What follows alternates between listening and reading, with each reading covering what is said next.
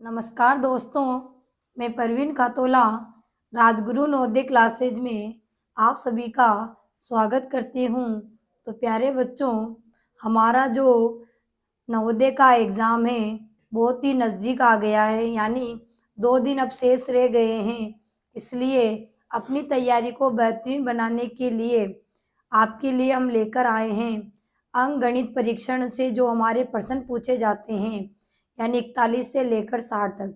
तो पहले मैं आपको बता देना चाहती हूँ कि हमारा जो पेपर होता है उसमें कुल 80 प्रश्न आते हैं। उसमें जो खंड एक को कह सकते हैं या अनुभाग एक आता है, वो हमारा मानसिक योग्यता परीक्षण से पूछा जाता है। उसमें 1 से लेकर 40 तक प्रश्न पूछे जाते हैं। और खंड जो 2 या अनुभाग 2 कह सकते हैं, वो उसमें 41 से लेकर 60 तक अंकगणित परीक्षण वहाँ पर यानी अंकगणित से संबंधित प्रश्न पूछे जाते हैं, यानी कुल 20 प्रश्न पूछे जाते हैं। और खंड 3 हमारा जो हिंदी भाषा से होता है वो 61 से लेकर 80 तक यानी 20 क्वेश्चन उसमें पूछे जाते हैं। तो हम चर्चा कर रहे हैं हमारा खंड 2 या अनुभाग 2 बोल सकते हैं, जो अंकगणित से संबंधित हमारे प्रश्न पूछे जाते हैं, जो बहुत इंपॉर्टेंट हमारा खंड होता है। ठीक है, पहला खंड और तीसरा खंड तो आसान होता है, लेकिन जो खंड होता है वो खंड 2 यानी अंकगणित परीक्षण जो होता है वो थोड़ा टफ होता है। ठीक है, तो उसको बेहतरीन बनाने के लिए हमने सारी क्लासेज आपको प्लेलिस्ट में डाल दी थी, यानी चैनल से आपको मिल जाएगी। अब उसी की तैयारी को बेस्ट बनाने के लिए आपके लिए रोजाना हम इसी तरीके से इम्पोर्टेंट क्वेश्चन लेके आ रहे हैं, जो जैसे एग्जाम में अभी तक पूछे जा चुके हैं और पूछने की जिनकी पूरी संभावना है। तो शुरू करते हैं बच्चों क्लास। तो देखिए, पहले आपको निर्देश पढ़ा देती हूँ मैं आप पे कि अनुभाग 2 या खंड 2 भी लिखा आ सकता है, अंकगणित से हमारे पूछे जाते हैं। ठीक है, तो निर्देश है कि प्रश्न 41 से लेकर 60 तक हूबहू ऐसा ही पेपर आपको मिलेगा। 41 से 60 तक आपको अंकगणित ही वहां पर मिलेंगे। ठीक है, तो प्रश्न 41 से लेकर 60 तक प्रत्येक प्रश्न के लिए 4 संभावित उत्तर दिए गए हैं, जिन्हें ए, बी, सी तथा डी क्रमांक दिया गया है। इनमें से केवल एक ही उत्तर सही है। आपको सही उत्तर चुनकर उत्तर पुस्तिका में संबंधित प्रश्न संख्या के सामने दिए गए सही क्रमांक वाले गोले को काला करके उत्तर दे। यानी जो मार्कशीट आपको मिलेगी प्यारे बच्चों, उसमें ए, बी, सी, डी लिखे होंगे गोले के अंदर, तो जो आपका उत्तर होगा उसी गोले को आपको काला करना है। यानी अगर आपका बी आंसर आता है तो बी वाले गोले को ही आपको काला करना है। ठीक है, यानी गोले के अंदर आपको ए, बी, सी, डी मिलेंगे। तो अगर आपका डी ऑप्शन आता है तो डी वाले गोले को ही काला आपको करना है। एक ही प्रश्न संख्या में आप 2 गोले काले नहीं कर सकते। ठीक है, एक ही गोले को आपको काला करना होगा। ठीक है, और गोले को भी अंदर से पूरा काला आपको भरना है। ठीक है, तो शुरू करते हैं। हमारा पहला प्रश्न है कि 41 नंबर का हमारा प्रश्न है कि 5 अंकीय बड़ी से बड़ी तथा छोटी से छोटी विषम संख्याओं जो अंकों 0, 3, 6, 7 तथा 9 और ब्रैकेट में लिखा है कि बिना पुनरावृत्ति के से बनी है में अंतर है। यानी अंक हमें दिए हुए हैं 5 और 5 ही अंकों के में बड़ी से बड़ी और छोटी से छोटी बनानी, लेकिन कौन सी बनानी? विषम। 2 बातें तो यहाँ हो गई, बड़ी से बड़ी छोटी छोटी, लेकिन क्या बनानी? विषम बनानी। फिर उनका क्या करना है कि पुनरावृत्ति भी नहीं कर सकते और उनका अंतर हमें करना है। यानी एक ही प्रश्न में 3-4 बातें छुपी हुई, तो प्रश्न को बढ़िया ढंग से आपको पढ़ना है। ठीक है, तो यहाँ पर देखिए हमें अंक दिए हुए थे।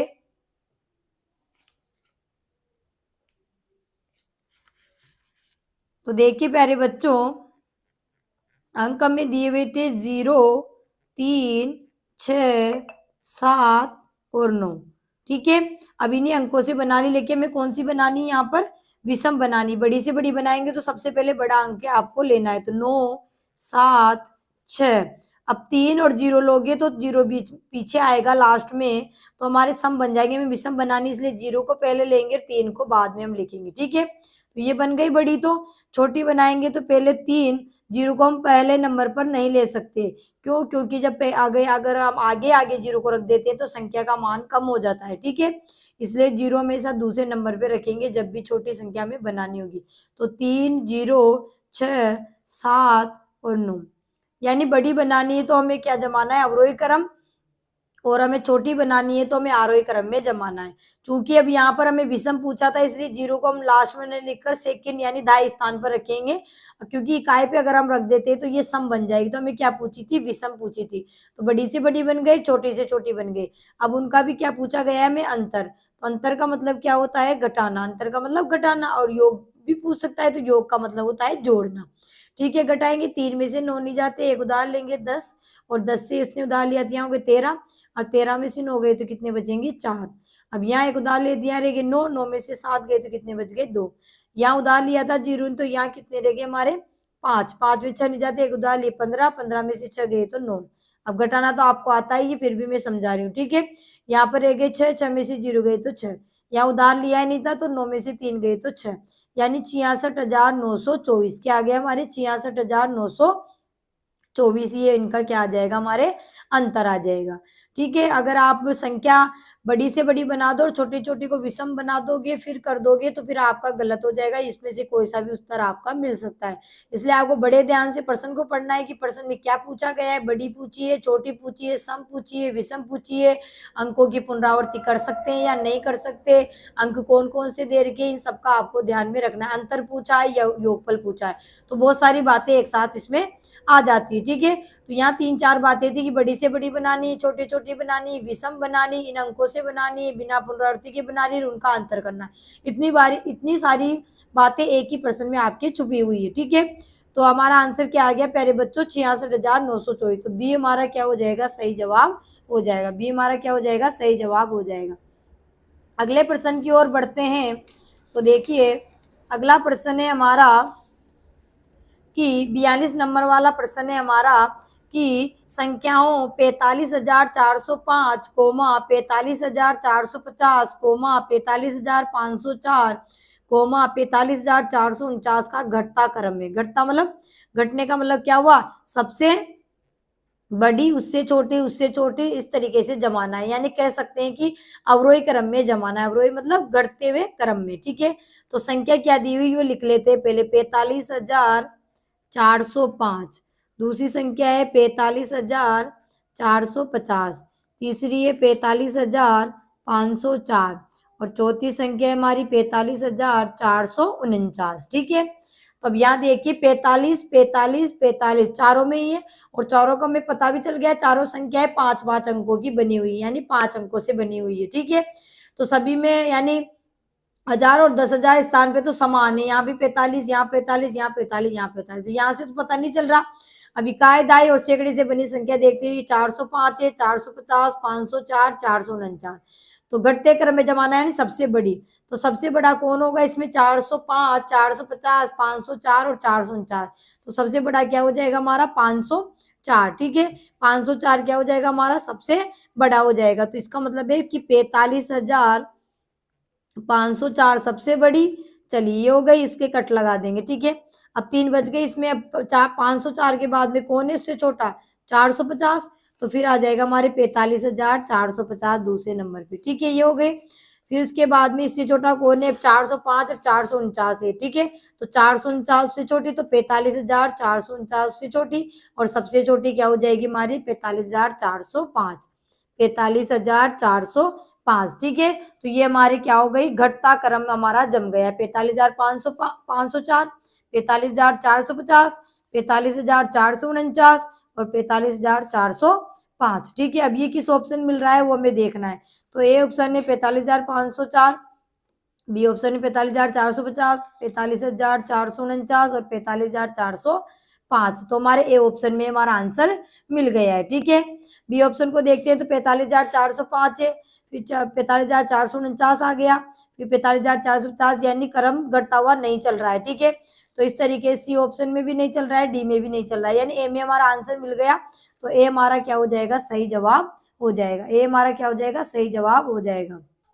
अगला प्रश्न है हमारा 43 कि 435.88 तथा 37 के योग में से क्या घटाया जाए जिससे परिणाम 4.08 यानी 4.08 प्राप्त हो। ठीक है, तो जैसा कहा गया है वैसा ही हम करेंगे। ठीक है, क्या कहा गया है हमें कि 435 435.88 और तथा 37 के योग, तो योग का मतलब जोड़, अगर अंतर बोलता तो अंतर करते हैं, तो इसके योग में, ठीक है, इन दोनों के योग में से यहाँ पर क्या घटाया जाए, तो हम कहेंगे कि x घटा देते हैं तो बराबर क्या आ जाता है, परिणाम 4.08।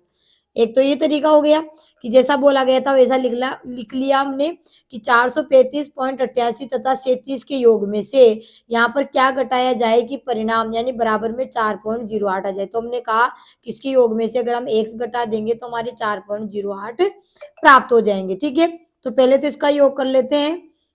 तो योग हमारे ये दशमलव है और ये पूर्ण संख्या है, तो इसको भी हम दशमलव बनाकर ही जोड़ेंगे, नहीं तो हमारे गलत हो जाएगा।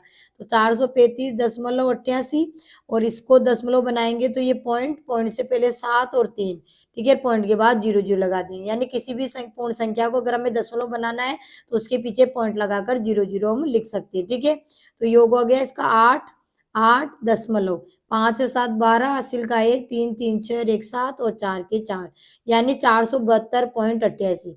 अब यहाँ बोला गया कि इसमें से क्या घटाएं कि 4.08 आ जाए, तो x घटा देंगे, हमने ये माना, तो ये -1 से इधर जाके प्लस में जाएगा और ये प्लस में यहाँ पर तो इधर आके माइनस में जाएगा, एंड हम यहाँ में क्या घटा देंगे 4.08, तो पॉइंट की जगह पॉइंट, पॉइंट से पहले 4, पॉइंट के बाद में 0.8, तो इधर तो हमारा -1 से इधर प्लस हो जाएगा। तो यहाँ पर अगर हम यहाँ पर क्या करेंगे, इसको घटाएंगे, तो घटाने पे क्या आ जाएगा, 8 में से 8 गए 0, 8 में से 0 गए तो 8, और यहाँ 2 में से 4 जाते, 1 डाली 12, 12 में से 4 गए तो 8, और यहाँ रह गए हमारे 6, ठीक है, और यहाँ पर 4, तो क्या आ गया 468.80, यानी कहा गया था कि 435.88 और 37 के योग में से क्या घटाए कि 4.08 आ जाए, तो हमने इसका योग किया, योग में से 4.08 को घटाएंगे तो हमें पता चल जाएगा कि 468.80 घटा देंगे तो 4.08 आ जाएगा। ठीक है, इस तरीके से हमने समीकरण बनाकर इसको कर लिया, तो डी हमारा क्या हो जाएगा प्यारे बच्चों, डी हमारा सही जवाब हो जाएगा 468.80। आगे बढ़ते हैं, तो अगला प्रश्न है, बहुत ही शानदार प्रश्न है, हमने पहले भी इस प्रश्न की चर्चा की थी आपके सामने, बहुत ही शानदार प्रश्न है, तो पहले भी हमने चर्चा की थी इस प्रश्न की। तो देखिए प्रश्न कह रहा है कि 23.0 गुणा में 13.2 गुणा में 7.5 गुणा में 0.0 गुणा में 75.32 बराबर है। तो आपको मैंने पहले भी बताया था कि जब भी आपको इस तरीके से गुणा में संख्या मिल जाए, चाहे वो दशमलव में हो चाहे वो साधारण संख्या हो, ठीक है, और बीच में गुणा के बीच में कहीं भी आपको 0 मिल जाए, यानी 0.0 को हम 0 ही बोलेंगे, तो उन संख्याओं को आपको गुणा करने की बिल्कुल भी जरूरत नहीं है, यानी उनका जो आंसर आएगा हमारा क्या आएगा, शून्य ही आएगा। क्यों आएगा प्यारे बच्चों, क्योंकि किसी भी संख्या को जब 0 से गुणा किया जाता है तो आंसर हमारा क्या आता है, 0 ही आता है। तो यहाँ देखिए बीच में हमारे यहाँ 0 में मिल गया, तो हमें यहाँ गुणा करके देखने की बिल्कुल भी आवश्यकता नहीं है, आप आंख बंद करके लगा सकते हैं कि डी हमारा ऑप्शन हो जाएगा 0, ठीक है, यानी शून्य भी हम इसको बोलते हैं। ठीक है, आगे बढ़ते हैं प्यारे बच्चों, आगे बढ़ते हैं, अगला प्रश्न है हमारा,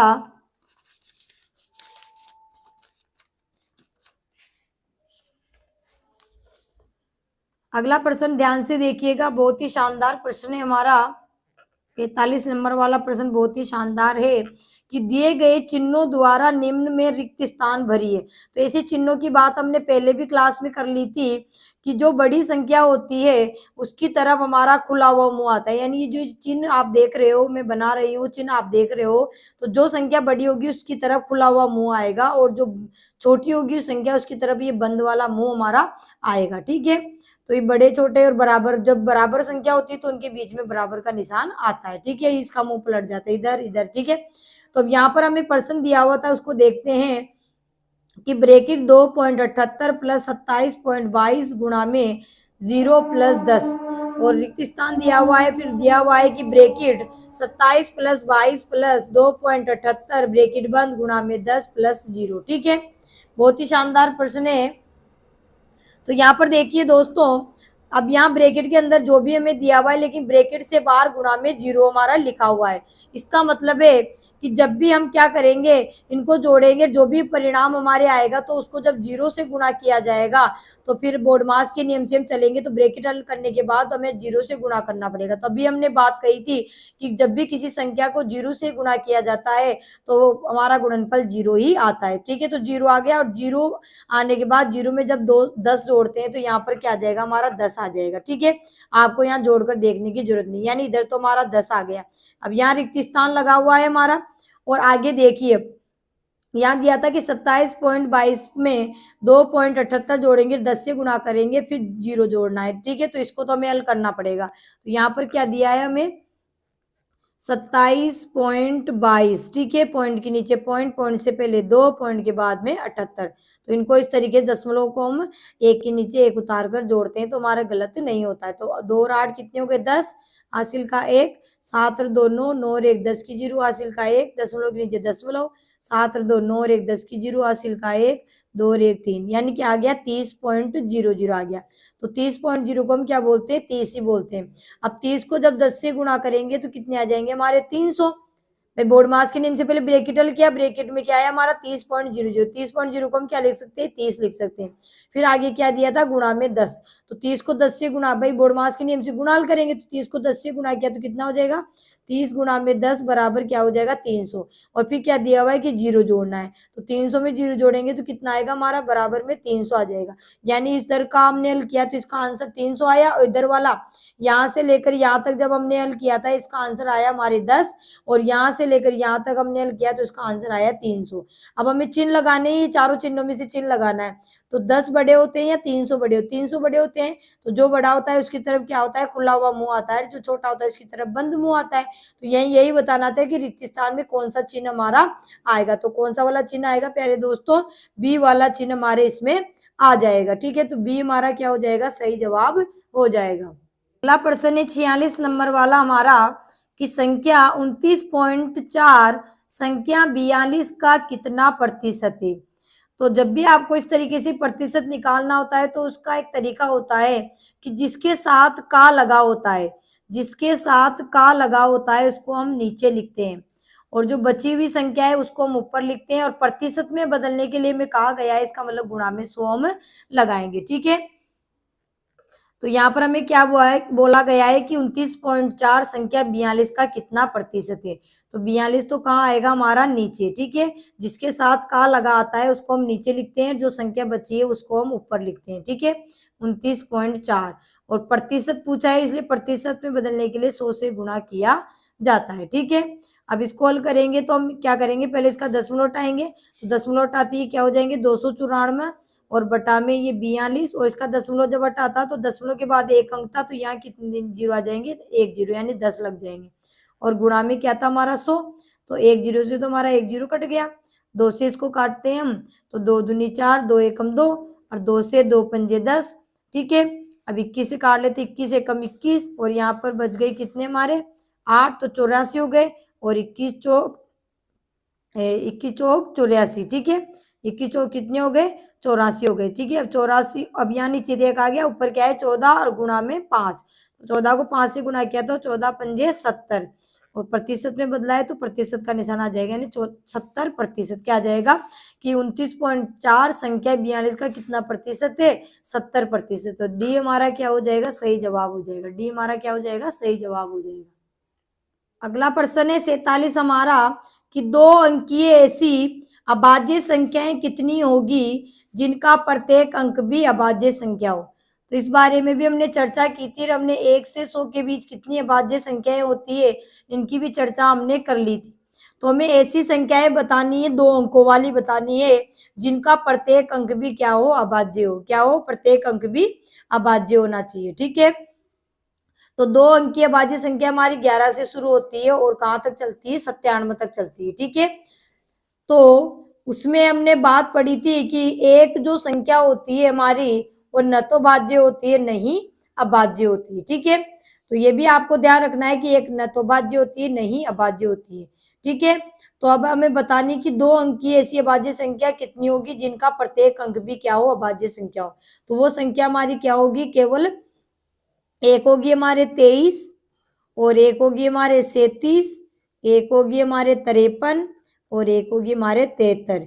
यानी उन इतनी संख्याओं में से हमारे केवल 4 ही ऐसी संख्याएं होंगी जिनका प्रत्येक अंक भी क्या होगा, अभाज्य। देखिए 23 है, इसमें 2 और 3 है अंक, 2 भी अभाज्य है, 3 भी अभाज्य है। 37 में 3 और 7 है, 2 अंकों से मिलकर बनी है और दोनों ही अभाज्य, 3 भी अभाज्य 7 भी अभाज्य। फिर 5 3 53, 5 भी अभाज्य 3 भी अभाज्य। 73 में 7 भी अभाज्य 3 भी अभाज्य। तो केवल 4 ही संख्या आपको मिलेगी जो क्या होगी, जिनका प्रत्येक अंक भी क्या होगा, अभाज्य होगा। तो हमारा क्या जाएगा इसका आंसर 4, कि 4 ही ऐसी संख्या है 2 अंकों की अभाज्य जिनका प्रत्येक अंक भी क्या होगा, अभाज्य होगा। वरना और बचेगी संख्याएं तो उनका क्या होगा, एक तो भाज्य होगा और एक अभाज्य होगा, या फिर दोनों ही अभाज्य होगा। ठीक है ना, इस तरीके से होगा। ठीक है, तो आपको ध्यान में रखकर इसको करना है। ठीक है, अब 1 से 100 के बीच में आपको मैंने पूरी अभाज्य संख्या लिखवा दी थी और हमने जब क्लास पढ़ी थी तब भी हमने वहां पर कर लिया था। ठीक है, तो हमारा क्या हो जाएगा, बी हमारा सही जवाब हो जाएगा। आगे बढ़ते हैं प्यारे बच्चों। तो अगला प्रश्न है हमारा कि वह छोटी से छोटी संख्या है जिसके गुणनखंड 2 3 5 और 11 है। गुणनखंड का मतलब सीधा सीधा है कि वो कौन सी संख्या है छोटी छोटी जिसमें 2 3 5 और 11 का पूरा पूरा भाग जाता है। सीधी सीधी बात है, गुणनखंड का मतलब ये होता है कि उस संख्या में इनका भाग पूरा पूरा पूरी पूरी बार जाना चाहिए, तभी उसके गुणनखंड होंगे। ठीक है, तो बहुत ही शानदार प्रश्न था कि ऐसी कौन सी संख्या है। ठीक है, तो एक तरीका तो होता है कि हम ऑप्शन से भी इसको कर सकते हैं। जैसे ये ऑप्शन है हमारे पास 130। ठीक है, अब हम भाजकता के नियम से भी इसको कर सकते हैं। तो यहाँ पर हमें दिया हुआ है 2 3 5 और 11 इसके गुणनखंड होने चाहिए, यानी इनका भाग इनमें जाना चाहिए। तो हम देखते हैं यहाँ पर, तो 2 का तो जाएगा 130 में क्योंकि इकाएकांक 0 है। ठीक है, चलिए अब 3 की बात कर लेते हैं। तो 3 की बात करते हैं तो 3 का भाजकता का नियम क्या कहता है हमारा, कि अंकों के योग में अगर 3 का भाग चला गया तो वो संख्या 3 से पूरी पूरी बार विभाजित होती है। तो अंकों का योग करते हैं तो 0 और 3 3, 3 में 1 जोड़े तो 4, और 4 में 3 का भाग नहीं जाता, इसका मतलब 3 का भी इसमें नहीं जाएगा। तो 2 का तो जा रहा है लेकिन 3 का नहीं जा रहा। आगे जांच करने की जरूरत नहीं क्योंकि इसके सारे गुणनखंड होने चाहिए। और 5 का देखेंगे तो 5 का तो जाएगा क्योंकि इकाएकांक 0 है। और 11 का नहीं जाएगा क्योंकि 11 का पहाड़ 11 कम 11 2 20 हो गए, 20 में 11 का भाग नहीं जाता, इसका मतलब 130 तो हमारे नहीं है। ठीक है, ऑप्शन से बता रही हूँ मैं। दूसरा तरीका भी आपको बताऊंगी। अब बी ऑप्शन है हमारे 155। ठीक है, अब 155 की बात कर ले तो क्या 2 का भाग जाता है कि 155 में, तो नहीं जाता। क्यों नहीं जाता है, क्योंकि इकाएकांक इसका क्या आ गया हमारे 5 आ गया। ठीक है, तो इकाएकांक 5 आ गया, तो इकाएकांक में क्या होना चाहिए 2 में भाग जाने के लिए, 0 2 4 6 8 होना चाहिए। तो फिर 155 नहीं। आगे 3 का देते हैं तो 5 और 5 10 और 11 हो गया अंकों का योग, और 11 में 3 का नहीं जाता, इसका मतलब हमारा क्या हो जाएगा कि 3 का नहीं जाता है इसमें 11 में, तो फिर यहाँ 3 से भी ये भाग नहीं जाएगा, 3 इसका गुणनखंड नहीं होगा। तो आगे जांच करने की जरूरत ही नहीं है, क्योंकि चारों ही हमें बताना है कि जिसके 2 3 5 और 11 गुणनखंड, तो 155 भी हमारे क्या हो जाएगा, गलत हो जाएगा। ठीक है, अगला है हमारे 166। ठीक है, 166 की बात हम करते हैं तो 2 का तो इसमें चला जाएगा क्योंकि इकाएकांक हमारा 6 है। ठीक है, तो 2 का चला है। 3 की बात करें तो अंकों का योग 6 6 12 और 1 13, 13 में 3 कर जाता है तो यहाँ 3 का नहीं जाएगा। 5 में इकाएकांक 0 5 होना चाहिए, तो 5 का भी इसमें नहीं जा रहा है। ठीक है, तो इस तरीके से 1 का नहीं जाए, वहीं आपको गलत इसको कर देना है क्योंकि चारों ही इसके गुणनखंड होने चाहिए। आखिरी संख्या थी हमारी डी ऑप्शन 330। ठीक है, 330 की बात कर लेते हैं। तो 330 में 2 का जाएगा सबसे पहले क्योंकि इकाएकांक 0 है। ठीक है, 3 का जाएगा कि तो अंकों का योग 3 3 6 6 में 0 2 6 और 6 में 3 का जा रहा है, इसका मतलब 330 में भी जाएगा। 5 की बात कर ले। 5 का भाजकता का नियम क्या है कि इकाएकांक 0 5 और संख्या 5 से विभाजित होती है, 5 का भाग चला जाता है, तो 5 का भी हो गया। 11 की बात कर लेते हैं तो 11 का हमारा जा रहा है, तो 11 33 और भाग टूट गया 30 बार जा रहा है। ठीक है, तो 11 से विभाजित यानी चारों इसके गुणनखंड है, 2 भी है 3 भी है 5 भी है और 11 भी। तो इस प्रकार से हमारा डी ऑप्शन हो जाएगा। एक तरीका तो ये हो गया ऑप्शन से। दूसरा तरीका क्या होगा कि यहाँ छोटी से छोटी लिखा आया है, तो छोटी छोटी जब लिखा आता है तो हम क्या निकालते हैं, लसन निकालते हैं। तो उसके गुणनखंड क्या होना चाहिए, 2 3 5 और 11, और चारों ही हमारी क्या है, अभाज्य संख्या है। तो अब इनका लसन निकालेंगे तो इनका गुणनफल ही आएगा। ठीक है, आप निकालना चाहते हो तो आप निकाल भी सकते हैं। ठीक है, 2 3 5 और 11, तो सबसे पहले भाज्य संख्या 2 है, सब छोटी 2 का देंगे, 2 एकम 2 3 में नहीं जा रहा, 3 ऐसे 5 में जा रहा, 5 ऐसे 11 में जा रहा, 11 ऐसे फिर 3 का जा रहा है 1 जा रहा है 3 एकम 3, 5 ऐसे कैसे 11 ऐसे कैसे, फिर 5 का जा रहा है 1 1 5 एकम 5 11 ऐसे कैसे, ठीक है। फिर 11 का जा रहा है 1 1 1 11 एकम 11, तो क्या आ गया हमारे 2 गुणा में 3 गुणा में 5 गुणा में 11, 2 को 3 से गुणा किया 2 3 अच्छा, 6 को 5 से गुणा किया 6 पंजे 30, 30 को 11 से गुणा किया तो कितना आ गया 330। यानी ये 330 के क्या है, ये गुणनखंड है, इसे पता चल गया। यानी 30 वो छोटी 330 वो, क्योंकि लस क्या होता है हमारा, लस वो छोटी से छोटी संख्या होती है जिनमें दी हुई संख्याओं का भाग पूरी पूरी बार चला जाता है। तो यहाँ भाग गुणनखंड का मतलब क्या होता है, भाग देना ही होता है। गुणनखंड का मतलब होता है कि इन संख्याओं का भाग जाता है। तो 330 आ गई हमारी छोटी छोटी संख्या, क्या आ गई 330। 330 से बड़ी भी हो सकती है लेकिन 330 से छोटी नहीं होगी। 330 सबसे छोटी संख्या है जिनमें 2 3 5 और 11 का भाग जाएगा। ये यूं कह सकते हैं कि 2 3 5 और 11 इसके क्या है, गुणनखंड है, ठीक है। तो इस तरीके से कर सकते हैं, ऑप्शन से करते, दोनों तरीके आपको मैंने बता दिया। तो दोनों तरीके से जाएंगे तो भी हमारा डी ऑप्शन सही हो जाएगा। अगला प्रश्न है हमारा 49 कि 14,510 की निकटतम हजारों में लिखी संख्या तथा 8,849 की निकटतम सैकड़ों में लिखी संख्या का अंतर है। यानी हमें निकटतम मान निकालना है। तो 14,510 का 14,510 का तो हमारा निकटतम मान कहाँ तक का निकालना है हमें, 1000 तक। कहाँ तक का, 1000 तक का, ठीक है। यहाँ लिख दिया मैंने 1000, यानी हजारों का मतलब 1000 लिख दो, हजारों, ठीक है। और यहाँ पर हमारे संख्या है 8000, इसका पहले निकाल लेते हैं। तो इसका हजारों तक निकालें तो इकाई दाई सैकड़ा हजार पे क्या है 4। तो जब निकटतम मान निकालते हैं तो जिस अंक का निकटतम मान निकालते हैं उसके पहले वाला अंक देखते हैं। जो उससे पहले वाला अंक क्या है 5। अगर 5 और 5 से बड़ा आ जाता है तो जिसका निकटतम मान हम निकाल रहे हैं उसमें 1 प्लस कर देते हैं, यानी 1 जोड़ देते हैं। तो यहाँ पर जो आगे है वो तो आगे ऐसे कैसे लिखेंगे 1, और यहाँ पर 5 था इसलिए यहाँ पर 4 का क्या हो जाएगा 5, यानी 1 जुड़ जाएगा। और जैसे ही इसका जुड़ा या नहीं जुड़ा और पीछे की जितनी बची हुई संख्या है वो सब क्या बन जाती है 0 0। तो ये 1 2 3 संख्या है तो 1 2 3 0, यानी क्या हो गया इसका 1000 तक निकटतम मान क्या हो गया 15,000 हो गया। 14,510 का 1000 तक निकटतम मान क्या हो गया 15,000, ठीक है। दूसरी संख्या थी हमें 8,849 और इसका निकटतम मान निकालना था हमें सैकड़ों तक। कहाँ तक, सैकड़ों तक, ठीक है। सैकड़ों तक निकालें तो इकाई दाई सैकड़ा, ये है हमारा सैकड़ा, ठीक है। तो से जिसका निकटतम मान निकालते हैं उसके पहले वाला अंक देखते हैं। तो उसके पहले वाला अंक 4 है जो 5 से कम है। अगर 5 से कम है तो अंक में एक प्लस नहीं होता है, और 5 या 5 से बड़ा हो तो अंक में प्लस हो जाता है। यानी सीधी सीधी बात करें कि यहाँ पर अगर पहला अंक 0 1 2 3 4 हो तो प्लस नहीं होता है एक, और अगर 5 6 7 8 9 ये अंक आ जाए तो प्लस हो जाता है। तो यहाँ हमारे 8 का सैकड़े पे था और इसका पहला अंक क्या था हमारे 4 था, इसलिए क्या हो जाएगा इसमें एक नहीं बढ़ेगा, यानी 5 से कम आ गया। तो ये 8 पहले का तो पहले रखना ही रखना है, और इस 8 में हमारे प्लस हुए नहीं तो ये 8 भी ऐसे कैसे रहेगा। अब इसका निकटतम मान हम यहाँ तो 8 हो गया, अब इसमें बढ़े या नहीं बढ़े पीछे जितने भी अंक छूट गए वो क्या बन जाते हैं 0, यानी जितनी भी संख्या छूट गई वहां 0 0 हो जाता है। तो 1 2 है तो 2 0 हो जाएंगे, यानी क्या हो गया सैकड़े तक इसका निकटतम मान 8,800, कितना हो गया 8,800, ठीक है। तो इसका तो निकटतम मान क्या हो गया 14,510 का हजारों तक 15,000, और 8,849 का सैकड़ों तक क्या हो गया 8,800। फिर हमें क्या पूछा है कि लिखी संख्या का अंतर है, यानी अंतर का मतलब घटाना है उनको, ठीक है। तो हमारा निकटतम मान हमने निकाल लिया 15,000 आया और इसका 8,800 आया, ठीक है। अब इसको क्या करना है अंतर करना है। तो अंतर का मतलब क्या होता है घटाना, ठीक है। घटाएंगे, इकाई में से इकाई घटाएंगे यानी 0 के 0, दाई दाई घटाएंगे 0 में 0 गया तो 0, सैकड़ा सैकड़ा घटाएंगे तो यहाँ पर कितने हमारे 0 0 में से 8 जाते हैं उधार लिए 10, 10 में से 8 गए तो 2, यहाँ कितने रह गए 4, 4 में से 8 जाते उधार लिए 14, 14 में से 8 गए तो 6, तो अंतर कितना आ गया 6,200। बिल्कुल साधारण तरीके से आपको मैं बता रही हूँ, ताकि बिल्कुल छोटे बच्चे होते हैं ना पहली दूसरे की, उस तरीके से आपको बता रहे हूँ, ठीक है। कोई शॉर्टकट नहीं है, बिल्कुल सिंपल तरीके से आपको करना है, इतना बड़ा क्वेश्चन भी नहीं है। निकटतम मान निकालना है, इसका हजारों तक निकालना था, इसको सैकड़ों तक, और फिर उनका अंतर करना था। हमने निकटतम मान निकाला, अंतर कर दिया यानी घटा दिया, तो 6,200 यानी सी हमारा क्या हो जाएगा सही जवाब हो जाएगा।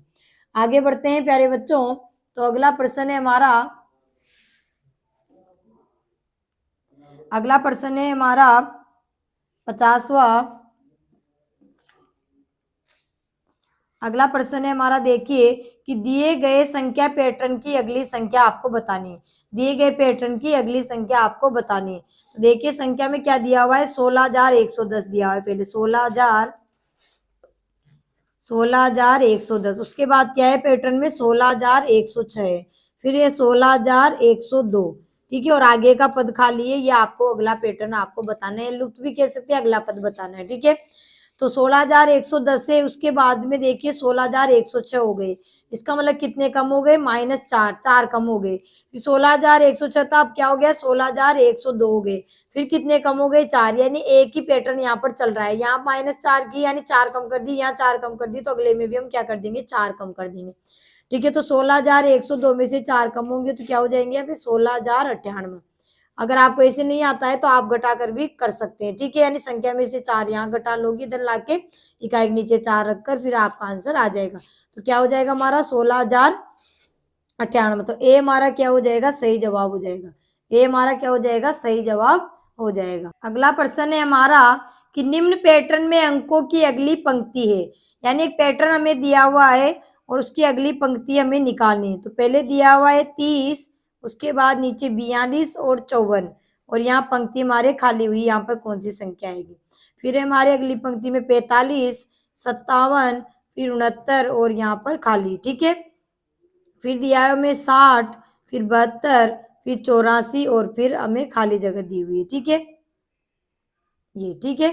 तो यहाँ पर हमें यहाँ पर बताना है कि क्या आएगा हमारा। तो देखिए 30 से फिर 42 हो गई, तो 30 42 हो गए, यानी कितने जोड़ दिए, 12।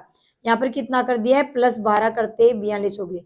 42 के बाद 54 आ गए, तो यहाँ पर 4 2 5 4 1, यानी यहाँ पर भी कितने जोड़े गए हैं, 12 जोड़े गए। तो अगली वाली में भी क्या करेंगे, हम 12 जोड़ देंगे, ठीक है।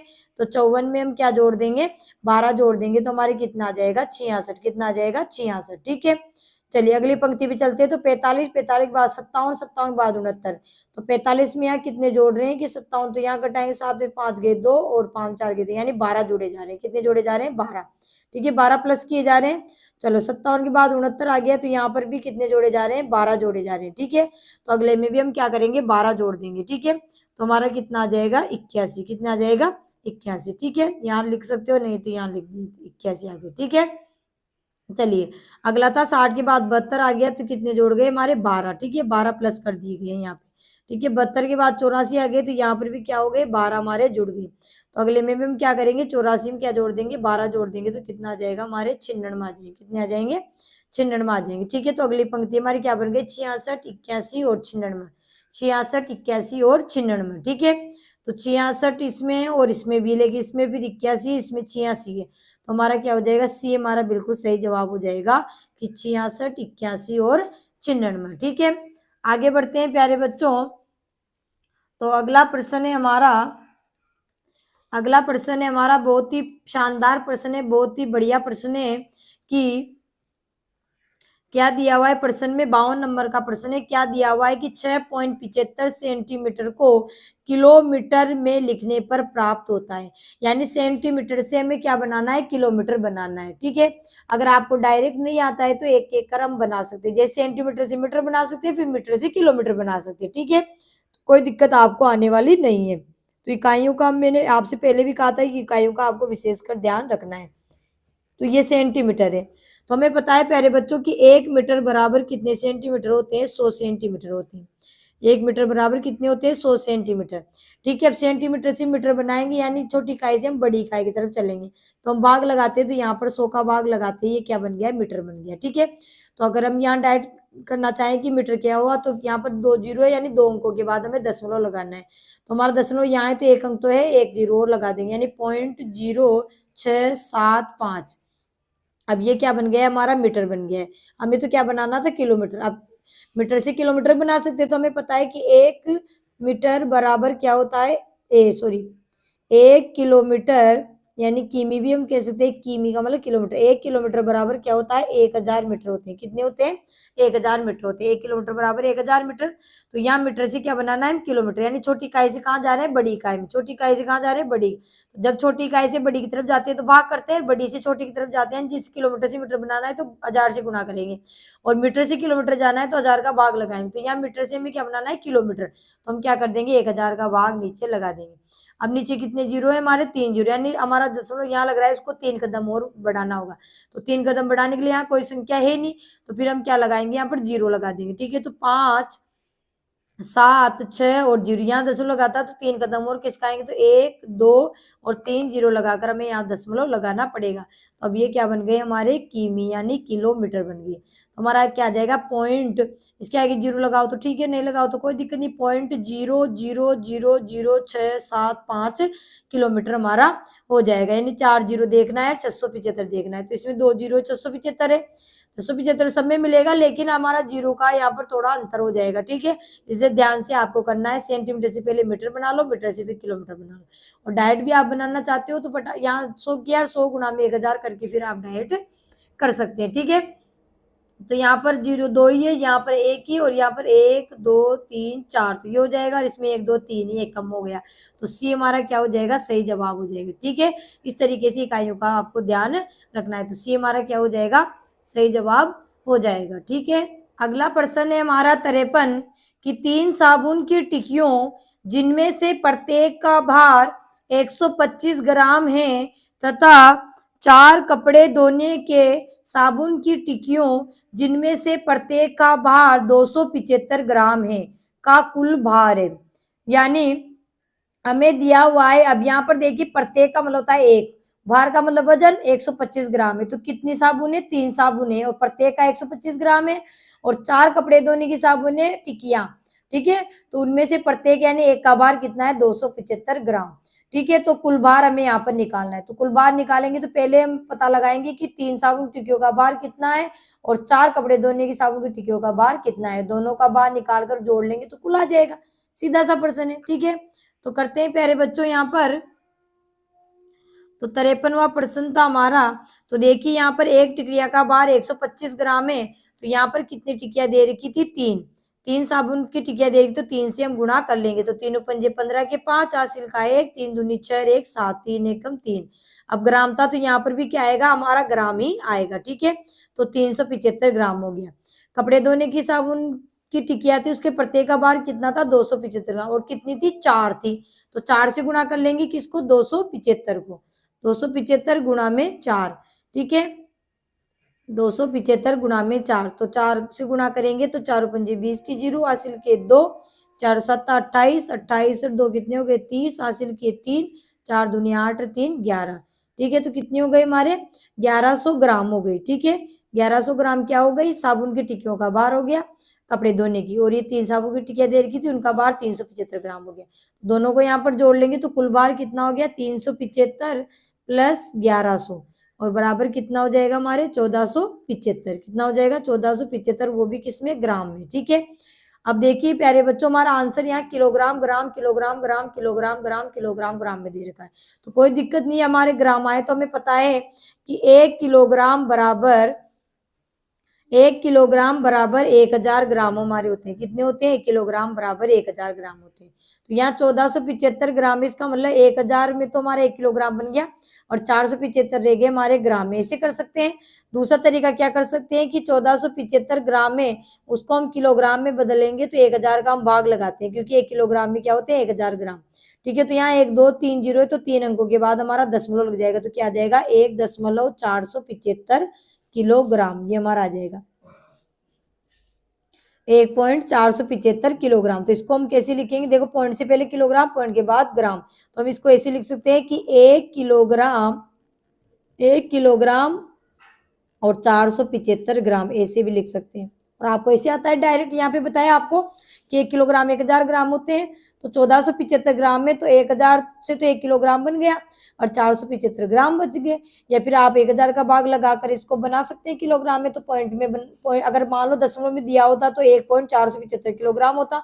अब इन्होंने अलग अलग दिया है, किलोग्राम और ग्राम में अलग अलग, तो फिर दशमलव से पहले तो किलोग्राम, तो एक तो किलोग्राम, और 475 दशमलव के बाद में था, तो ये 475 ग्राम हो जाएगा। ठीक है, तो 1 किलोग्राम और 475 ग्राम, तो बी हमारा क्या हो जाएगा, सही जवाब हो जाएगा। बी हमारा क्या हो जाएगा, सही जवाब होगा। तो अगला प्रश्न है हमारा, तो एक दूध बेचने वाले के पास 37 लीटर 475 मिलीलीटर दूध था। इसमें से उसने 5 लीटर 250 मिलीलीटर एक घर में 25 लीटर 180 मिलीलीटर दूसरे घर में तथा 4 लीटर 350 मिलीलीटर तीसरे घर में दिया। शेष दूध को अपने लिए रख लिया। अपने लिए रखे दूध की मात्रा थी। ठीक है, तो यहाँ पर हमें पता चल गया कि कुल दूध तो हमें दिया है 37 लीटर 475 मिलीलीटर। उसमें से वो दूध बेचने वाला अलग अलग घरों में अलग अलग दूध देता है। ठीक है, लीटर मिलीलीटर लीटर मिलीलीटर में देता है। ठीक है, तो कोई दिक्कत नहीं है। पहले तो हम कुल दूध हमें कितना दिया है, कुल दूध बराबर कितना है, दूध वाले के पास है 37 तो लीटर और 475 मिलीलीटर। ठीक है, 37 लीटर 475 मिलीलीटर। ठीक है, ये दूध था। उसमें से पहले वाले घर को कितना दिया उसने दूध, तो यहाँ लिख देंगे कि पहले घर या एक घर कह सकते हैं या पहला घर कह सकते हैं। तो पहले घर को कितना दूध दिया है उसने, तो देखिए इधर हम एक तरफ तो लिख लेते हैं लीटर और एक तरफ लिख लेते हैं मिलीलीटर। इस तरीके से जोड़ लेंगे तो कोई दिक्कत नहीं आएगी। तो कितना लीटर दिया, दूध दिया 500 लीटर और 250 मिलीलीटर। ठीक है, एक घर में दिया 25 लीटर 180 मिलीलीटर दूसरे घर में। चलो दूसरा घर लिखते हैं दूसरे घर में। तो दूसरे घर में कितना दिया लीटर, तो कितना 25, तो ये 25 तो लीटर और मिलीलीटर कितना 180 मिलीलीटर। ठीक है, चलिए फिर क्या बोल रहा है, दूसरे घर में तथा 4 लीटर 350 मिलीलीटर तीसरे घर में दिया। तो यहाँ लिख देंगे तीसरे घर में, क्या लिख देंगे तीसरे घर में। ठीक है, तो तीसरे घर में कितना दिया, तीसरे घर में दिया है उसने 4 लीटर और 350 मिलीलीटर। ठीक है, तीनों घर में दिया है। फिर क्या बोला है कि शेष दूध को अपने लिए रख लिया, तो अपने लिए रखे दूध की मात्रा कितनी। तो पहले तो हम इन तीनों को जोड़ लेंगे, पहले घर में कितना दिया, दूसरे में कितना दिया, तीसरे घर में कितना दिया। फिर तीनों को जोड़कर क्या कर लेंगे, पूरे दूध में से घटा लेंगे तो शेष दूध हमारे पास आ जाएगा। तो जोड़ते हैं, 0 के 0, 5 और 8 कितने हो गए 13, 13 और 5 कितने हो गए 18 के 8, हासिल का 1, 2 और 1 3, 3 3 6 1 7। ठीक है, हासिल लगाए नहीं, 5 5 10 और 4 14 4, हासिल का 1, 2 और 1 3। यानी ऐसे जोड़ना है जैसे हम साधारण संख्याओं को जोड़ते हैं, वो हासिल का लगेगा, वो उधार लेंगे। तो 34 तो लीटर 780 मिलीलीटर दूध तो उसने दे दिया। ठीक है, अब तो कितना दूध शेष बच गया उसके पास, तो शेष दूध कितना बच गया, तो कुल दूध कितना था, तो इसमें भी यहाँ लिख देंगे लीटर और एक तरफ लिख देंगे हम मिली लीटर। तो कुल दूध कितना था 37 तो लीटर और 475 मिलीलीटर। ठीक है, उसमें से 34 लीटर दूध और 780 मिलीलीटर दूध तो उसने दे दिया। तो कितना शेष बच गया, तो हम क्या कर लेंगे, घटा लेंगे। पहले जोड़ा क्यों, क्योंकि हमें टोटल निकालना था कितना दूध दे दिया, तो पूरे दूध में से जो दूध दे दिया उसको निकाल देंगे तो शेष दूध हमारा आ जाएगा। तो 5 में से 0 गए तो 5, 7 में से 8 जाते हैं गुदा लिए 17, 17 में से 8 गए 9, यहाँ रह गए 3, 3 में 7 जाए गुदा लिए 13, 13 में से 7 गए तो कितने बच जाएंगे हमारे 6, 13 में 7 गए तो 6 और यहाँ रह गए 6, 6 में से 4 गए 2, 3 में से 3 गया तो 0। तो लीटर के नीचे तो क्या आया 2 और मिलीलीटर के नीचे 695। तो क्या लिख सकते हैं हम कि 2 लीटर और 695 मिलीलीटर दूध उसके पास शेष रह गया। ठीक है, यानी अपने लिए रखिए दूध की मात्रा कितनी है 2 लीटर और 695 मिलीलीटर। ठीक है, तो अगर इसको दशमलव में लिखना चाहे तो हम कैसे लिख सकते हैं कि 2.695 लीटर। ठीक है, हमेशा बड़ी इकाई पीछे आती है, तो 2 मिलीलीटर में बड़ी इकाई कौन, लीटर, तो लीटर ही आएगी यहाँ पे। ठीक है, तो 2.695 लीटर। अगर अलग अलग दिया हुआ है जैसे पहले के प्रश्न में दिया था किलोग्राम ग्राम, तो इसको हम क्या लिखेंगे 2 तो लीटर और 695 मिलीलीटर। और यहाँ पर भी आप पॉइंट लगा सकते हैं, यहाँ लगा सकते हैं, ये तो भी कोई दिक्कत वाली बात नहीं है। ठीक है, अलग अलग रख के भी अपन कर सकते हैं तो भी कोई दिक्कत नहीं है, तरीका आपका सही होना चाहिए, कैसे भी करो आप। ठीक है, तो 2.695 मिलीलीटर दूध उसके पास शेष रह जाएगा। तो ए हमारा क्या हो जाएगा, सही जवाब हो जाएगा। अगला प्रश्न है हमारा कि 55 की जोसेफ 3 चित्रों को फ्रेम करना चाहती है। प्रत्येक चित्र की लंबाई 3.5 मीटर तथा चौड़ाई 2.5 मीटर है। फ्रेम के लिए कुल आवश्यक लकड़ी की लंबाई है।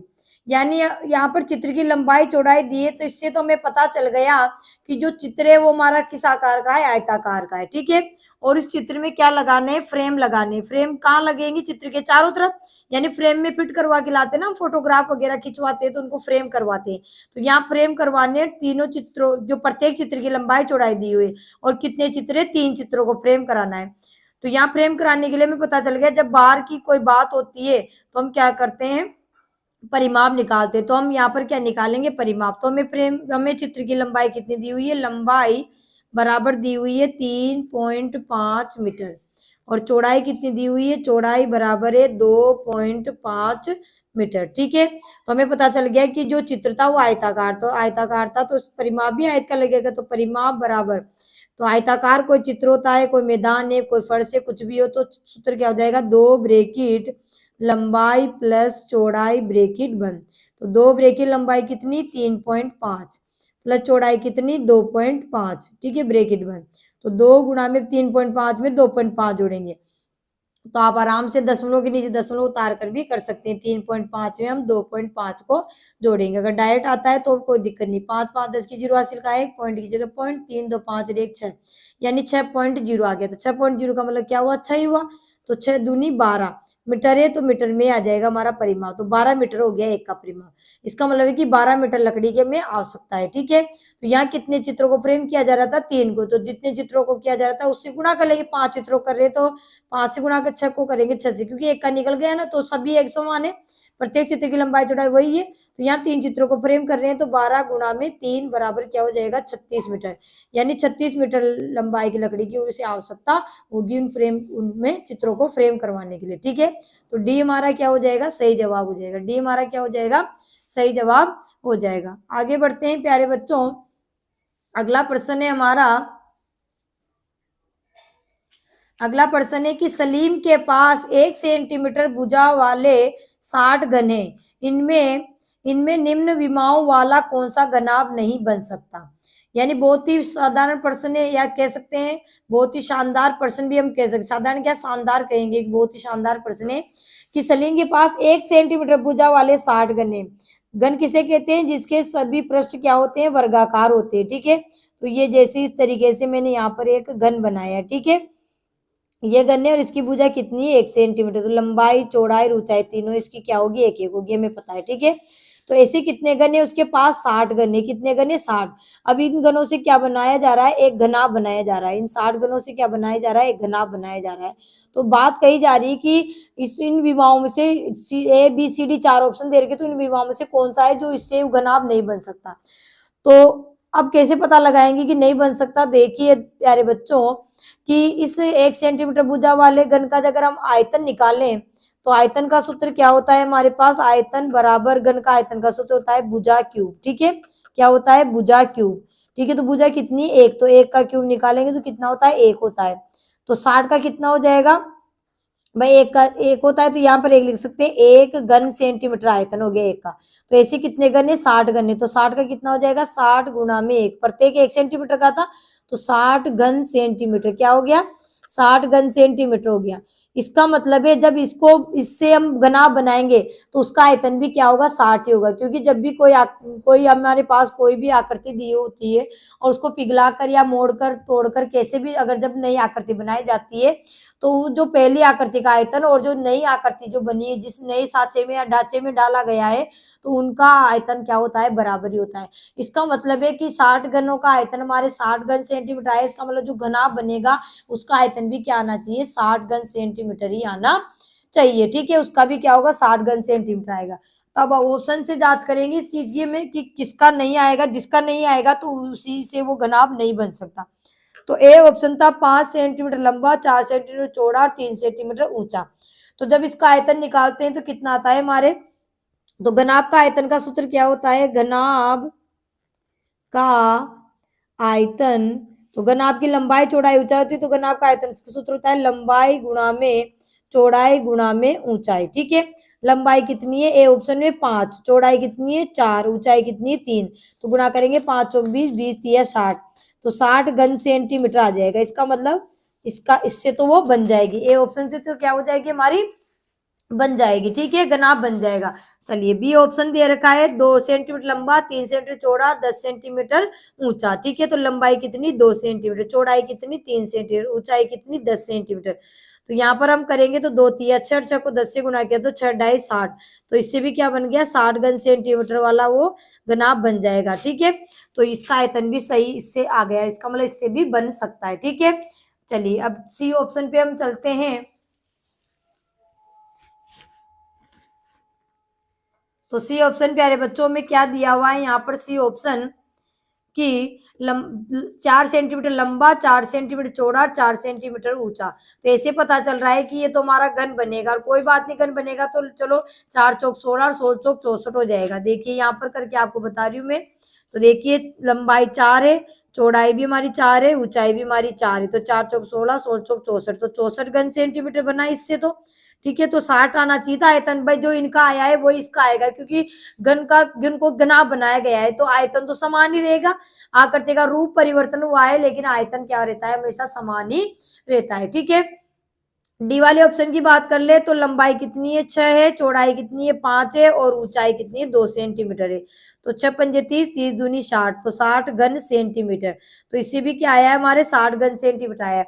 तो हमारा ए और हमारा बी और डी तीनों ऑप्शन से तो हमारा मतलब जो बीमाएं दे रखी थी लंबाई चौड़ाई उससे ऊंचाई, उससे वो घनाभ बन सकता है, लेकिन जो सी ऑप्शन दिया हुआ है उससे वो घनाभ नहीं बनेगा, यानी उसका आयतन अलग ही हमारा आ रहा है। तो सी हमारा क्या हो जाएगा, इसका सही जवाब हो जाएगा। कि इसने पूछा था कि कौन सा घनाभ नहीं बन सकता, तो किसका नहीं बन सकता, 4 सेंटीमीटर लंबा, 4 सेंटीमीटर चौड़ा, 4 सेंटीमीटर ऊंचा घनाभ हमारे नहीं बनता। सी हमारा क्या हो जाएगा, सही जवाब हो जाएगा। अगला प्रश्न है हमारा 57 की अंतिम पंक्ति में सही संख्या है। तो यहाँ पर एक पैटर्न फॉलो किया गया है। देखिए कि 1 गुणा में 1 करते हैं तो 1 आता है, ठीक है, और 11 गुणा में 11 करते हैं तो 121 आता है। फिर 111 को 111 से गुणा करते हैं तो 12,321 आते हैं, ठीक है। इस तरीके से 1111 को 1111 से गुणा करते हैं तो हमारे कितने आते हैं यहाँ पर, सैकड़ा, हजार, 10,000, लाख, 10 लाख, 12,34,321 आते हैं। यानी अब संख्या मत देखिए, अब इस पैटर्न को समझने की कोशिश कीजिए कि कैसे हो रहा है। जैसे 1 को 1 से गुणा किया तो 1 अंक, 1 से गुणा किया तो यहाँ 1 आया। फिर 11 को 11 से गुणा किया तो इसमें 1 2 अंक थे, यानी 2 हो गए, तो यहाँ पर 2 बीच में लिख दिया। 1 2 से पहले 1 आते हैं, 2 से बाद पहले भी 1 आते हैं, इस तरीके से बना है, ठीक है। फिर 111 से गुणा किया तो 111 में कितने अंक है, 1 2 3 अंक, तो 3 को बीच में रख दिया। 3 से पहले क्या आते हैं, 2, और 2 से पहले आता है 1। इधर देखिए 3 से पहले 2, 2 से पहले 1, ठीक है। फिर 1111 को 1111 से गुणा किया तो कितने अंक है इसमें, 1 2 3 4, तो 4 को बीच में रख दिया। 4 से पहले 3, फिर 2 और 1 आते हैं। इधर देखिए 4 से पहले 3 2 1, ठीक है। तो अब क्या किससे करें, 11,111 को 11,111 से। तो आपको कुछ नहीं करना है, आपको भी यही पैटर्न फॉलो करना है। तो यहाँ कितने अंक है, 1 2 3 4 5, तो हम क्या रख देंगे, 5 को बीच में रख देंगे। अब 5 से पहले क्या आते हैं, 4, फिर 3, फिर 2 और फिर 1। इधर भी यही करेंगे, 5 से पहले 4, फिर 3, फिर 2 और फिर 1। ये हमारा इस तरीके से पैटर्न फॉलो हो जाएगा, यानी आपको इतना लंबा गुणा करने की बिल्कुल भी जरूरत नहीं है। तो ये ऑप्शन हमारे किस में मिल जाएगा, 1 2 3 1, ये तो गलत हो जाएगी। बी 1 2 3 4 4, ये गलत हो जाएगा। 1 2 3 ये भी गलत है। डी ऑप्शन में 1 2 3 4 5 4 3 2 1, ठीक है। तो डी हमारा क्या हो जाएगा, सही जवाब हो जाएगा। डी हमारा क्या हो जाएगा, सही जवाब हो जाएगा। अगला प्रश्न है प्यारे बच्चों कि एक सब्जी वाले ने 80 संतरे 3 रुपए प्रति संतरा के हिसाब से खरीदे। उनमें से उसने 10 संतरे भिखारियों को मुफ्त बांट दिए, यानी फ्री में बांट दिए, और शेष संतरों को 4 रुपए प्रति संतरा के भाव से बेच दिया। उसका लाभ प्रतिशत कितना था। तो लाभ हमें निकालना है, तो लाभ के लिए हमें क्रय मूल्य भी चाहिए और विक्रय मूल्य भी चाहिए। तो हमें देखना पड़ेगा कितने में खरीदा कितने में बेचा, तभी पता चलेगा कि कितने का लाभ हुआ, और लाभ आएगा तभी हमारे क्या आएगा, लाभ प्रतिशत आएगा। तो शुरू करते हैं प्यारे बच्चों प्रश्न को। तो देखिए प्रश्न में सबसे पहले क्या दिया था कि 80 संतरे 3 रुपए प्रति संतरे के हिसाब से खरीदे। खरीदने को क्या बोलते हैं, क्रय मूल्य। 3 रुपये प्रति संतरा, तो प्रति का मतलब क्या होता है, 1 होता है। संतरा का मतलब संतरा, और रुपए का मतलब रुपए, 3 रुपए, यानी 1 संतरा 3 रुपए खरीदो। तो ऐसे कितने संतरे खरीदे थे, 80 संतरे। 80 संतरे 3 रुपये प्रति संतरा के हिसाब से खरीदे। 3 रुपए प्रति संतरे का मतलब क्या हुआ, 1 संतरा 3 रुपए का खरीदा, तो 80 संतरे खरीदे। तो यहाँ पर हम क्रय मूल्य निकाल लेंगे कि क्रय मूल्य कितना हुआ। तो क्रय मूल्य बराबर 80 गुणा में 3, ठीक है। 80 संतरे खरीदे थे, वो भी किस हिसाब से, 3 रुपए प्रति संतरे के हिसाब से। तो 80 को 3 से गुणा किया तो 240 रुपये, तो यानी क्रय मूल्य तो आ गया हमारे 240 रुपये, ठीक है।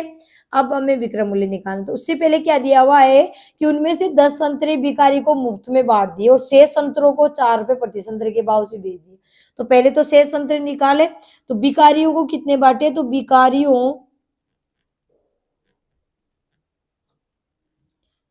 भिखारियों को बांटे बराबर 10 संतरे। कितने संतरे बांट दिए, 10 संतरे तो भिखारियों को बांट दिए, ठीक है। तो शेष संतरे कितने बच गए, शेष बराबर 80 खरीदे थे और 80 में से 10 तो भिखारियों को बांट दिए, तो शेष संतरे कितने बच गए, 70 संतरे बच गए। तो विक्रय मूल्य कितने संतरों का निकलेगा, 70 का निकलेगा, 10 तो बांट दिए ना फ्री में, तो अब 70 को बेचना है। खरीदे तो 80 थे लेकिन 10 संतरे बेच दिए, भिखारियों को बांट दिए। बांट भी सकते हैं या खराब हो गए या सड़ गए, कुछ भी हो गया, ठीक है। तो वो हम शेष संतरे निकाले तो 70 संतरे आ गए। अब शेष संतरों को किस हिसाब से बेच रहा है, 4 रुपए प्रति संतरा। प्रति का मतलब एक, संतरे का मतलब संतरा 4 रुपए, यानी एक संतरा 4 के भाव से बेच दिया। बेचने को क्या बोलते हैं, विक्रय मूल्य। क्या बोलते हैं, विक्रय मूल्य। तो विक्रय मूल्य को शॉर्टकट में हम वी मू भी लिख सकते हैं, यानी विक्रय मूल्य, पूरा भी लिख सकते हैं विक्रय मूल्य, ठीक है। तो विक्रय मूल्य क्या हो जाएगा, 70 का निकालें तो 70 गुणा किस हिसाब से बेच रहा है, 4 रुपए प्रति संतरा के भाव से, यानी एक संतरा 4 का, तो 70 संतरे कितने हो गए, तो 70 को 4 से गुणा करेंगे तो 280 रुपये, ठीक है। यानी 240 में तो खरीदे और 280 में बेच रहा है। तो हमें सीधा सीधा पता चल गया कि क्या हो रहा है, लाभ हो रहा है। 240 में तो खरीदे गए थे, क्रय मूल्य 240 और विक्रय मूल्य कितना आ गया, 280। यानी सीधा सीधा पता चल गया, खरीदा 240 में, बेच रहा 280 में, पता चल गया कि लाभ हो रहा है। तो सबसे पहले तो हम क्या निकाल लेंगे, लाभ निकालेंगे। तो लाभ बराबर क्या हो जाएगा, विक्रय मूल्य माइनस क्रय मूल्य, ठीक है। तो विक्रय मूल्य कितना, 280 माइनस क्रय मूल्य कितना, 240, तो कितना हो गया, 40 रुपए का क्या हो गया, लाभ हो गया। 40 रुपए का क्या हो गया, लाभ। अब हमें क्या निकालना है, हमें तो लाभ प्रतिशत पूछा था, तो लाभ प्रतिशत हानि प्रतिशत में से किस पे निकाले जाते हैं, क्रय मूल्य पर। तो लाभ बटा में क्रय मूल्य गुणा में 100, ठीक है। तो लाभ कितने का हो रहा है, 40 का, तो 40 भाई, लाभ 40 का, क्रय मूल्य कितना था, 240, तो 240 और गुणा में 100, ठीक है। 1 जीरो से तुम्हारा 1 जीरो कट गया, ठीक है। 4 से काट ले, 4 छंग 24, 4 से 4 ढाई 40, फिर 2 से कटे 2 तिया 6, 2 से 2 पंजे 10, ठीक है। तो अब नहीं कटे तो 5 को 10 से गुणा किया तो 5 ढाई 50 और बटा में कितने बच गए, 3, ठीक है। अब इसकी मिश्रण भी बना सकते, 3 एकम 3, 2 बच गए 20, 3 छंगे 18, 2 बच गए तो 2 बटा में 3, यानी 16 सही 2 बटा में 3 प्रतिशत का क्या हो गया, लाभ हो गया। 16 सही 2 बटा में 3 प्रतिशत का लाभ, ठीक है। तो हमारा क्या हो जाएगा, हमारा बी आंसर क्या हो जाएगा, सही हो जाएगा। 16 सही 2 बटा 3 प्रतिशत का लाभ, ठीक है। तो बी हमारा सही जवाब हो जाएगा। अगला प्रश्न है 59 नंबर वाला हमारा, कि एक कॉलोनी में विभिन्न भाषाओं को बोलने वाले परिवारों की संख्या इस प्रकार है। तो एक बॉक्स बना रखा है, इसमें दिया हुआ है कि हिंदी के नीचे 500, तमिल 450, बंगाली 250, मलयालम 150, अन्य भाषाओं को बोलने वाले 250 परिवार, यानी इनके अलावा और भी जो भाषाएं उनको बोलने वाले 250 परिवार उस कॉलोनी में रहते हैं। तो कॉलोनी में परिवारों की कुल संख्या है, ठीक है। तो कुल संख्या में निकालनी तो सभी भाषाओं को बोलने वालों को जोड़ देंगे, यानी हिंदी, तमिल, बंगाली और मलयालम, और साथ में 250 परिवारों को भी जोड़ने, क्योंकि ये अन्य भाषाओं को बोलने वाले परिवार है। तो हमारे पास कुल परिवारों की संख्या हमारे पास आ जाएगी, ठीक है। तो बहुत ही सीधा था, बहुत ही सीधा प्रश्न है, ठीक है। तो हम यहाँ पर लिख देंगे कि हिंदी बोलने वाले कितने परिवार है, 500, ठीक है, उनकी संख्या दी हुई है। तमिल बोलने वाले कितने, तमिल बोलने वाले हमारे 450, ठीक है। उसके बाद में बंगाली, तो बंगाली बोलने वाले कितने, बंगाली बोलने वाले 250, ठीक है। उसके बाद मलयालम, तो मलयालम बोलने वाले कितने, 150, ठीक है। और नीचे किसके दिए रखे, अन्य, अगर इसको नहीं जोड़ा तो आपका आंसर गलत हो जाएगा, क्योंकि ये अन्य भाषाओं को बोलने वाले परिवार भी वहां है, जो हिंदी, तमिल, बंगाली और मलयालम के अलावा और भाषा को बोलते हैं, ठीक है। तो अन्य भाषाओं को बोलने वाले कितने, अन्य भाषाओं को बोलने वाले की संख्या है 250, ठीक है। अब इन सबको क्या कर लेंगे, जोड़ लेंगे, तो 0 के 0, 5 5 10, 15 5 20 के 0 हासिल के 2, 5 और 4 9, 9 और 2 11 और 1 12, 12 और 2 14 और 2 16, यानी 1600 परिवार है। उस कॉलोनी में कितने परिवार है, 1600 परिवार है वहां पर, ठीक है। विभिन्न भाषाओं को बोलने वाले कितने परिवार है, 1600 परिवार। तो बी हमारा क्या हो जाएगा, सही जवाब हो जाएगा। अगला प्रश्न है हमारा अगला प्रश्न है प्यारे बच्चों कि निम्न निम्न आलेख की सहायता से बताए कि विद्यार्थी ने सब विषयों में कुल कितने अंक प्राप्त किए। तो पहले तो हम यहाँ पर जो बना हुआ है आलेख उसको देखते हैं। दंडालेख किसे बोल सकते हैं? तो नीचे विषय है और इधर अंक है 5, 10, 15, 20, 25, 30।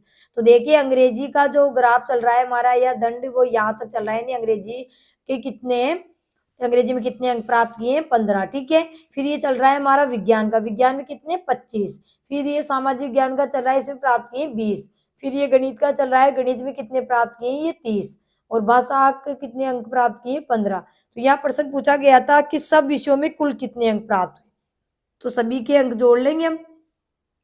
ठीक है, सभी के क्या जोड़ लेंगे हम? सभी के अंक जोड़ लेंगे। ठीक है, तो यहाँ पर देखिए सभी के अंक जोड़ेंगे तो यहाँ पर सबसे पहले अंग्रेजी के लिखते हैं। तो अंग्रेजी में कितने प्राप्त किए थे? अंग्रेजी बराबर कितने? 15। तो अंग्रेजी के 15 हो गए। उसके बाद विज्ञान के लिखेंगे तो विज्ञान में कितने प्राप्त किए? विज्ञान में प्राप्त किए 25। तो विज्ञान के 25। उसके बाद सामाजिक विज्ञान में कितने प्राप्त किए? तो सामाजिक विज्ञान में प्राप्त किए 20। ठीक है, तो 20 हो गया। उसके बाद कौन है? गणित। तो गणित में कितने प्राप्त किए? गणित में प्राप्त किए 30। ठीक है, उसके बाद भाषा में कितने प्राप्त किए? भाषा में प्राप्त किए 15। ठीक है, इन सभी को जोड़ लेंगे। सभी का तो पूछा है, कुल पूछा है, कुल का मतलब जोड़। 5, 5, 10 और 15। हासिल का 1, 2, 2 और 1 3, 3, 2 5, 5 और 3 8, 8 1 9 और 1 10, 105। ऐसे भी कर सकते हैं आप। 15, 15 में 25 जोड़े तो कितने हो गए? 40, 40 और 2 40 और 20 कितने हो गए? 60, 60 और 30 कितने हो गए? 90 और 90 और 15 कितने हो गए? 105। ऐसे कर लो, ऐसे कर लो, बात एक ही। ठीक है, ठीक है, बड़े तसल्ली से आपको पेपर वहां पर करना है। ठीक है, तो क्या हो जाएगा? 105 आ जाएगा, यानी डी हमारा क्या हो जाएगा? डी हमारा इसका सही जवाब हो जाएगा कि सब विषयों में कुल कितने अंक प्राप्त किए? तो 105 अंक प्राप्त किए। ठीक है, तो प्यारे बच्चों आज हमने हमारा जो खंड 2 अंक गणित परीक्षण से पूछा जाता है तो उसके प्रश्नों को हमने हल किया है। हूबहू ऐसे ही आपको 18 तारीख को यानी 18 जनवरी को आपको ऐसा ही पेपर वहां पर मिलने वाला है। पेपर की साइज थोड़ी बड़ी होगी लेकिन प्रश्न वही, क्रम संख्या आपकी वही होगी 41 से लेकर 60 तक।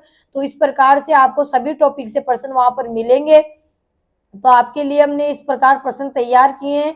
तो आज हम प्रश्नों को हल किया है, समझा है, जाना है। अगर आपको कोई डाउट लगे, कोई कंफ्यूजन लगे, कोई टॉपिक का प्रश्न आपको समझ में नहीं आए तो आप प्लेलिस्ट में जाकर उस टॉपिक को अच्छे से पढ़ सकते हैं, क्योंकि अभी तो आपके पास टाइम है। तो अपनी अगर आपको रिजल्ट लाना है तो आप उस क्लास में जाकर प्लेलिस्ट से आप वो देख सकते हैं। ठीक है, साथ ही साथ प्यारे बच्चों आपको मेरी तरफ से, राजगुरु नवोदय क्लासेज की तरफ से, पूरे परिवार की तरफ से आपको एडवांस में बेस्ट ऑफ लक है। आपका एग्जाम अच्छा हो, आप सभी अच्छे अंकों से पास हो, ऐसी हमारी शुभकामनाएं हैं। तो तब तक के लिए धन्यवाद। जय हिंद, जय भारत। जब तक पेपर नहीं होगा तब तक आपके पास ऐसे ही वीडियो आपके सामने आते रहेंगे और पेपर होने के बाद आपको सॉल्यूशन भी सबसे पहले मिलेगा और बिल्कुल सटीक 100% सही सॉल्यूशन आपको मिलेगा। तो आप सॉल्यूशन देखने के लिए शाम को तैयार हो जाइएगा 18 जनवरी को। तो तब तक के लिए धन्यवाद। जय हिंद, जय भारत।